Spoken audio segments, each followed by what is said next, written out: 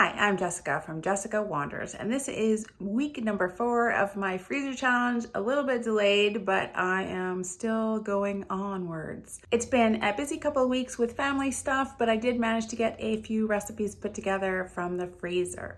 If you like the video, don't forget to give it a thumbs up, and you can subscribe to see more videos from me. Let's see what I came up with this week. Good morning. I am so busy this week with stuff to do. I'm gonna try to get as many recipes as I can done.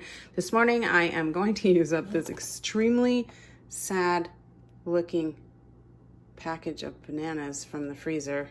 And I'm gonna hide them in some banana chocolate chip muffins. Got salt, baking powder, some Chip-Its. This giant bag of Chip-Its has been in the downstairs fridge the entire time I've been doing these videos. I don't know how it survives. I think I just forget about it until I really need it, because otherwise I would just eat them. And I don't, which is amazing. Oil, vegetable oil. I've got this muffin pan and muffin cups. I've got a little bit of sugar. I think it's half a cup of sugar and a quarter cup of milk and 1 egg and some all-purpose flour. I'm gonna mix all that up and we're gonna make some muffins. Once you put chocolate chips in it, it's kind of like a treat and less like a breakfast, but that's okay. We're gonna do it.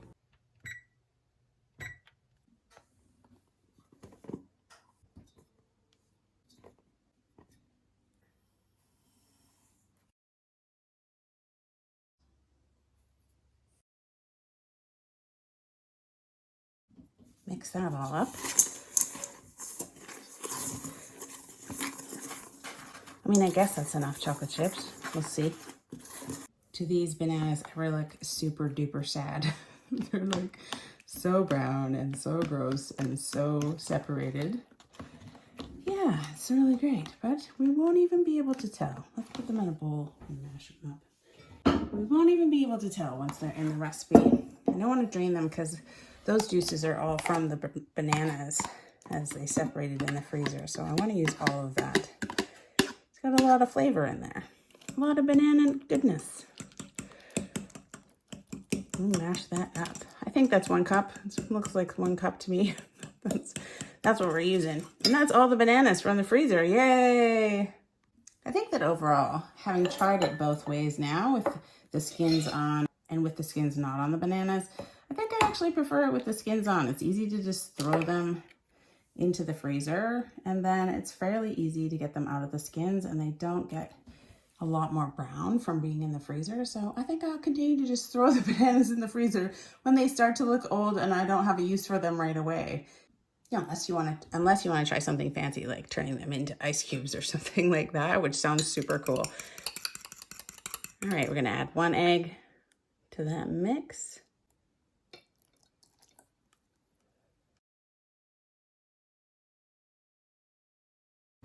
Mix that all together.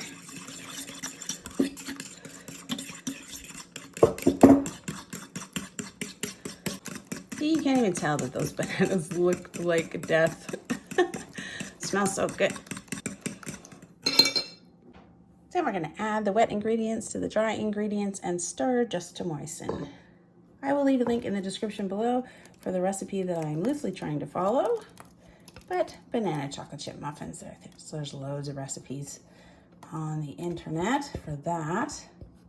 And we just want to stir just to moisten, like muffins. You don't want to over stir them.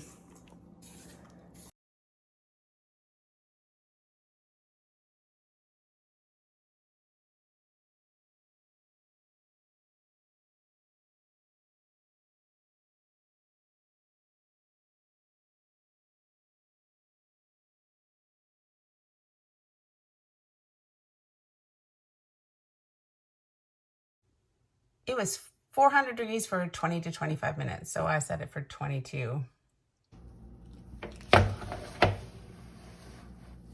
Those look pretty good. Yeah, just see. Yeah, they're definitely done. Perfect. Yummy. So just let them cool for a second. Honestly, with 1 tablespoon of baking powder, they didn't really puff up as much as I would expect them to. I always think the muffins are smaller than they should be. Maybe I expect to see Starbucks-sized muffins, and it never happens. I suspect that these are going to be wonderful. As always, if you just wait longer than I do, your muffins will not stick as much to your muffin liners. But I'm so impatient. Here's my little muffin.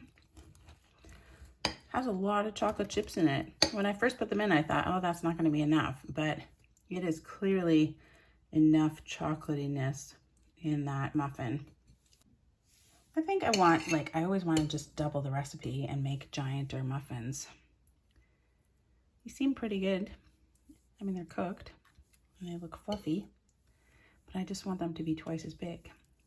But I imagine if you doubled the recipe, you'd have to cook it for longer.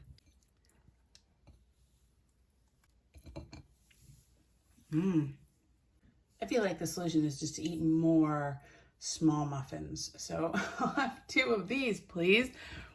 Chocolate chips in the morning with my tea will be fabulous. Yummy. And you can't even tell that it had that horrible banana in it.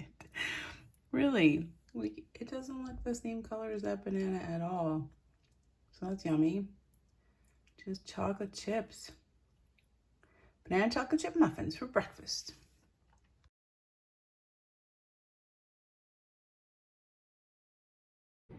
Just for a quick lunch, I am going to do up a vegetable soup.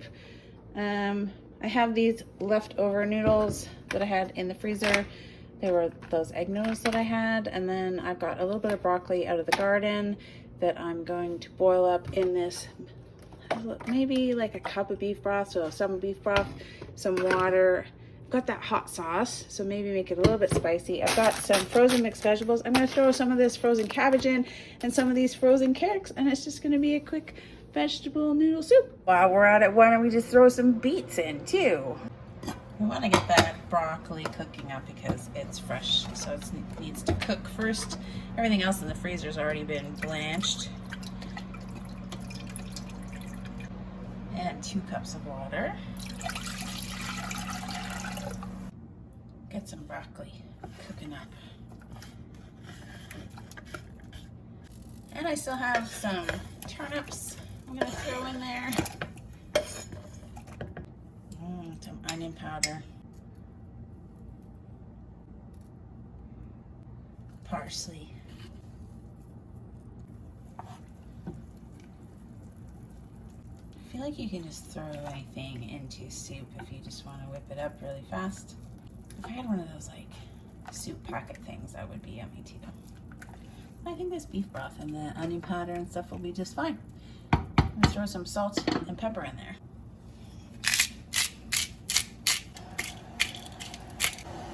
Then I'm gonna add some of this habanero sauce to this mix. Some spicy vegetable soup. Why not? Spicy vegetable soup.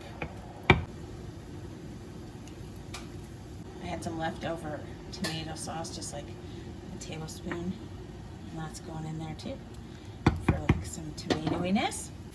Yes, tomato sauce.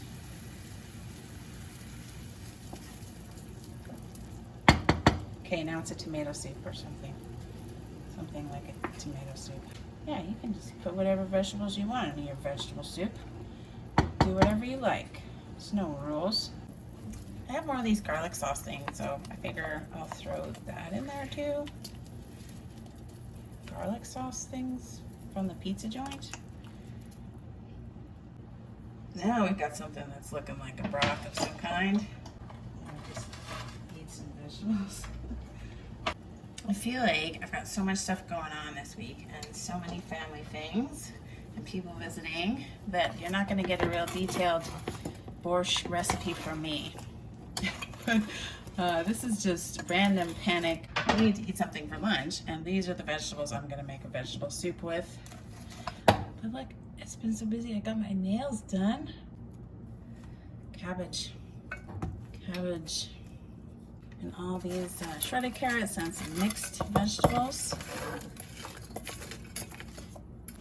More salt. Like a teaspoon of salt. Noodles. Egg noodles. Just need to heat these up.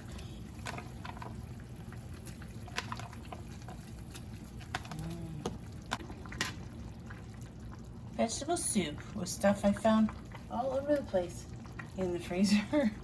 And some from the garden, and even some turnips that are left over. They keep for quite a long time. And some frozen mixed vegetables, frozen shredded carrots, frozen cabbage. Threw some of the frozen beets in there. That was pretty fast. It smells pretty good in here. I think those beets just make it smell really good right away. It's not technically borscht of any kind. This is just my winging it vegetable soup recipe. Just use whatever you got. Use whatever you got. Vegetable soup recipe. I think this is definitely a cracker soup. Yummy. Let's give it a try. I don't know if the broccoli was a good addition, but I had to use it up. I had some in the fridge. That was pretty good. I'm glad to add a little bit of tomato sauce. Gives it that tomatoey color and taste. I'm gonna try a beet. This is good. Good and fast. Took me about 10 minutes to throw it together. Well, maybe 15. So that's perfect for a quick meal. From the freezer, frozen vegetables, beef broth, random stuff you find in the fridge. Make some soup. That's what I do. Today for lunch, I am going to make a stovetop pumpkin and kale mac and cheese. I have loads of kale coming out of the garden. That's about a pound of kale. We'll take all of the middle bits out and just leave the leaves. And then I've got 2.5 cups of pureed pumpkin in the freezer, and this garlic from the freezer. I might add some more cheese, but I'm going to do up these 2 boxes of Kraft Dinner. I've got cream, half and half cream, and then probably some Worcester, and we went out and got some sage. So there it is. We're gonna do a pumpkin and kale mac and cheese. I'm just gonna figure it out as I go, but I will post a link in the description of the recipe that I'm loosely trying to follow and was generally inspired by.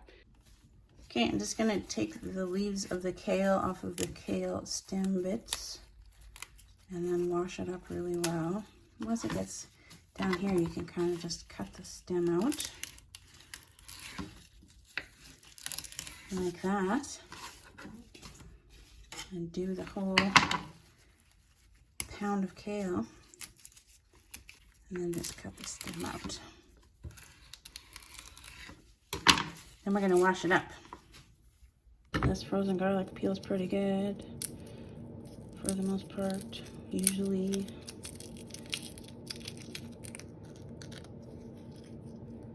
Pretty good. I haven't minded the frozen garlic. Yummy, all the garlic.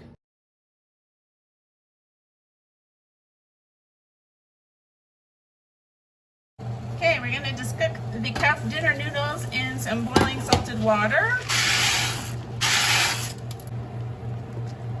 We'll cook those like 7 minutes. Save some pasta water. I'm gonna add the butter, fry the garlic and the sage, and then add the cheese sauce and the milk, and then the other ingredients that I'm adding. It'll be a fusion. 4 tablespoons of butter or a 1/4 cup of butter. I had cold butter, so it didn't really fit in my container very well, but that's approximately a 1/4 cup. So for just the last little minute, I'm gonna put the kale in with the noodles. Hopefully it'll wilt down into something smaller. You'll see. This isn't quite what I had in mind. The noodles are just about cooked. I totally forgot about adding the kale to the noodles. And I need some pasta water out of there too, and there's not much left. I should have put it in a big pot. I wonder if I just put it all in and then put the lid on top. I'll bet you that would work a lot. Okay, there's some panic, but we got all the kale in the pot, almost. Except for that little piece right there. We're just gonna steam the kale a little bit with the noodles for a minute. All right, steam the kale and the noodles. I'm gonna catch the pasta water underneath this. There's a lot of stuff. Oh. And we saved this pasta water well more than we need, but I didn't forget. Yay! So the butter really browned a little bit more than I thought it was going to. But we've got some garlic and some sage, and this is the Kraft Dinner sauce packets. And then 2/3 of a cup of cream. That's like half and half cream. And I've got 2.5 cups of pumpkin puree. I'm just gonna put that in there. Yeah. I'm gonna add 1/2 cup of the pasta water. We're gonna see if that thickens up. And some splashes of Worcestershire sauce. Maybe like 2 tablespoons. 1, 2.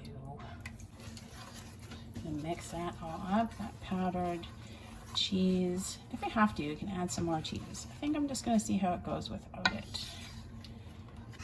The sage makes it smell really good. This has been one of the worst disaster recipes I've ever made. I keep having accidents. Kale didn't fit into the pot, so that was already a problem. And then I spilled the milk everywhere, on my phone, all over the floor, all over the cupboards. I just knocked over the entire half and half bottle. While the kale emergency was happening, I overbrowned the butter. In editing, you don't see everything, but I'm pretty unhappy about this recipe. And I'm just calmed down from the disaster. The pasta is overcooked. Yeah, but you guys don't see the chaos. Yeah, my recipes usually go pretty good. But this one was a disaster nightmare. Disaster nightmare. So I hope it's really good. I think it is. It's gonna thicken up. Yum yum. Really overcooked macaroni noodles and this kale. And we're gonna dump all of this pumpkin, sage, garlic, Kraft dinner pasta sauce into there. I tasted it. It's not bad. And we'll just mix it all in to our overcooked pasta noodles and kale.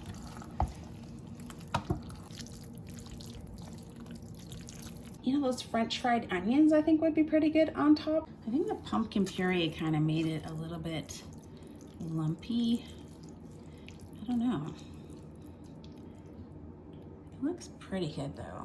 Like there's loads of kale, lots of cheese. I think it would be perfect, maybe some toasted croutons on top, or even just breadcrumbs. Eat it with some toast. That's a lot of kale. A pound of kale is quite a bit. It's quite a bit of kale. Would look a little bit better if it wasn't such overcooked pasta. That is lunch, and some more lunch because we did a double recipe. And that's all the pumpkin out of the freezer. No, what? Let me rephrase. That is all of the pureed pumpkin out of the freezer. Just try it, how it is.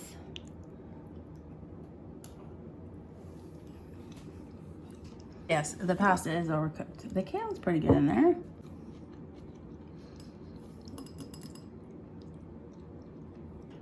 The flavor's okay. It's pretty cheesy. I could have added some more cheese.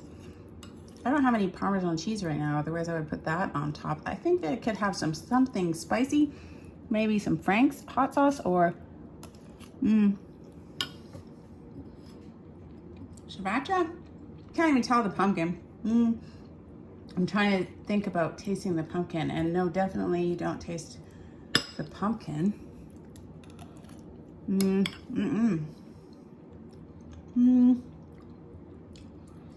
No, you can't really taste the pumpkin in there. So that's awesome. There's all kinds of ways where you can hide pumpkin. I feel like I might have made pumpkin mac and cheese before, but this, we have so much kale coming out of the garden, so this is a nice way to use it up too. And no more pumpkin puree.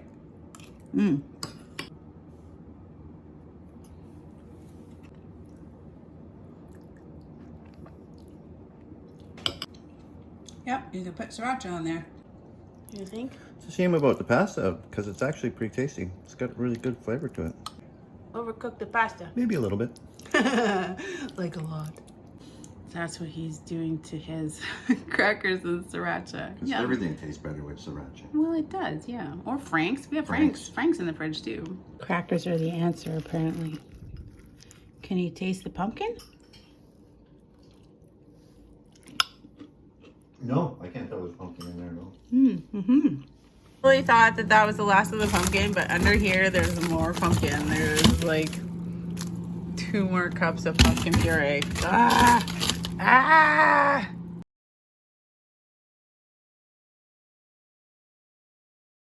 what I'm gonna do with this stuff is I've got a few more leftover turnips that don't look very good. So I'll go through them and get some of these turnips. Brussels sprouts from the freezer. These are Hubbard squashes. These are beets, and I'm just going to mix them up with some olive oil, maybe some salt and pepper, maybe some hot pepper flakes, and some onion too, and make like a sheet pan of roasted vegetables to go with our leftovers that we have. I've been pretty busy. We had a lot of family over, and we do have some leftovers from that. We have some leftover corn, some leftover potato salad, and they brought macaroni salad, and they also brought a ton of steak. So we have this leftover steak as well.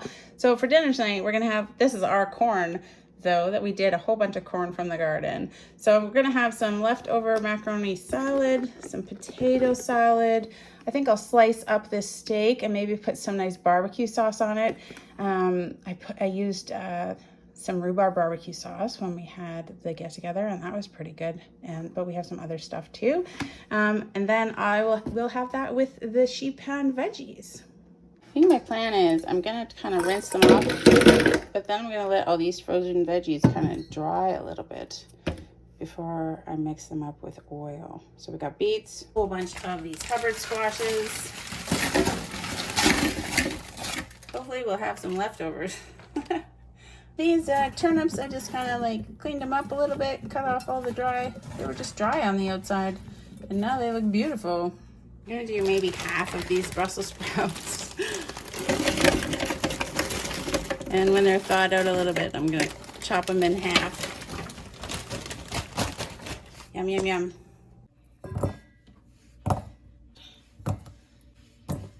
It's gonna be a lot of vegetables. It's gonna be too much, and I thought, oh, I just won't do it all. But then I thought I'll just do 2 pans so that I can get it all done.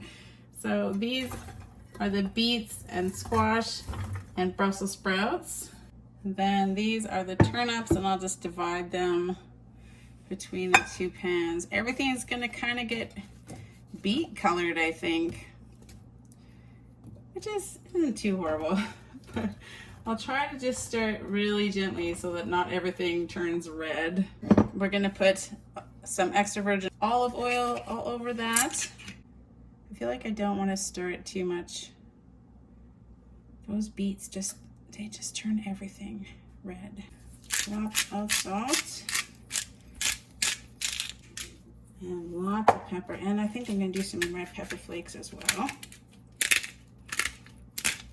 Lots and lots of pepper. This is just a giant pans of vegetables. That's one way to get rid of all your vegetables in your freezer. Just cook them all up and eat them. It's like people say, how do you get rid of cucumbers in your garden? Well, I eat a lot of them. I just grab them and eat them. I almost forgot about the garlic in the freezer, so I'm going to grab a bunch of these cloves and throw them in. Pepper flakes. I'm going to mix it all in. I'm going to fry up the onion with the steak a little bit, so I'm going to add some onion powder to this too, just because it's yummy. Onion powder. And some garlics. Just around everywhere, because garlics are great roasted. Okay, stir it up very carefully. It's just gonna all be red. That's okay. It'll be fine. It's a nice color. It'll be a nice color. Everything will be a nice little color. Beets. Gotta love them. And another big pan of veggies and spices. Some of these things are already blanched before they were frozen, like the beets were blanched and the Brussels sprouts were blanched. The turnips aren't though, but they don't take very long to cook up. So I think the squash is blanched before I froze it. It's not too red, that's not too bad. They're gonna go in the oven. I'm gonna check them after 35 minutes. Well, I'm gonna check them at 15 minutes and maybe give them a stir. Maybe 45 minutes because they're frozen and they're a little wet. It's sizzling. I think it's gonna need a little bit of time. That's 20 minutes. I'm gonna fry the steak and the onions up with a little bit of harissa sauce. It's like a Moroccan or North African chili sauce. It's got plum tomatoes and red peppers And it's got cumin, coriander, and garlic for the spices. It's super yummy. I really like it. It's in the Ball Complete Book of Home Preserving, I believe, too. Onions.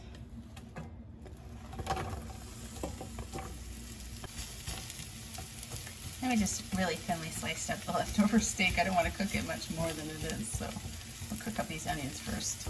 And I'll add maybe a tablespoonful of the harissa paste. Oh, right away it smells wonderful.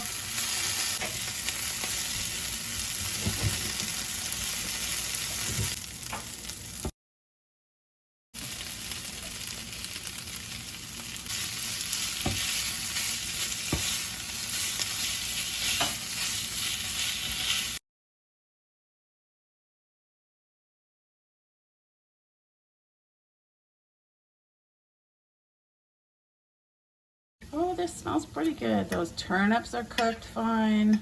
Oh, the squash is definitely cooked mushy. The Brussels sprouts, I wish they were a little more brown. Some of them got a little brown. Here, a little crispy there.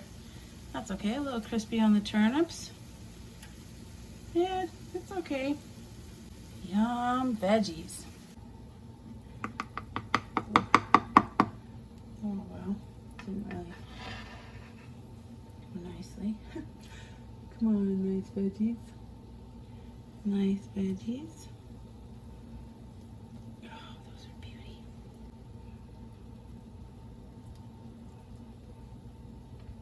That smells lovely and spicy. There we go. Just add a new sauce and some veggies, and you've got a great new meal. Butter. Oh, that's a lot of butter probably for my little corn. For my one corn, I'll share my butter. I want to share my butter with you. And some salt. But what we want to know is how the veggies are. How are these frozen beets? Whew, it's hot. I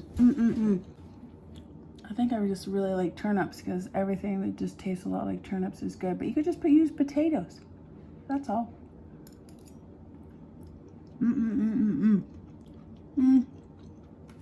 Gosh, I don't like squash.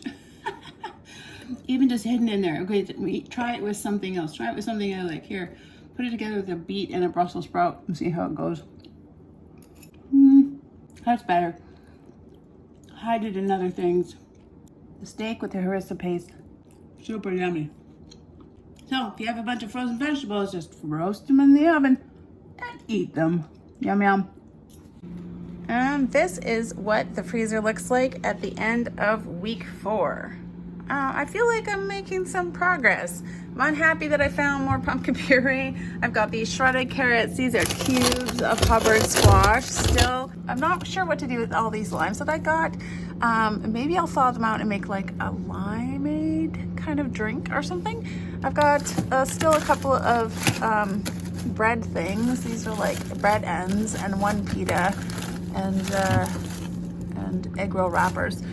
Chicken gravy, plum sauce, a few strawberries and ground cherries. These are spinach, pucks. I've got still the poblano peppers. These are Brussels sprouts. Only one bag of garlic left. These are more squash. More squash. Oh, that's squash. Loads of peppers, some beets, cabbage, more poblano peppers. And then all of these peppers up here, some green peppers, but mostly hot peppers. Yeah, so we got a little bit off track for a couple of weeks with some family stuff, but I'm back at it. Gotta get this freezer empty, really. If you enjoyed the video, don't forget to give it a thumbs up. You can click my face to subscribe to see more videos from me. I'll post links to the entire freezer challenge series if you want to watch it from the beginning, and anything else that you might be interested in. Thank you guys so much for being here. I'll see you next week. Bye.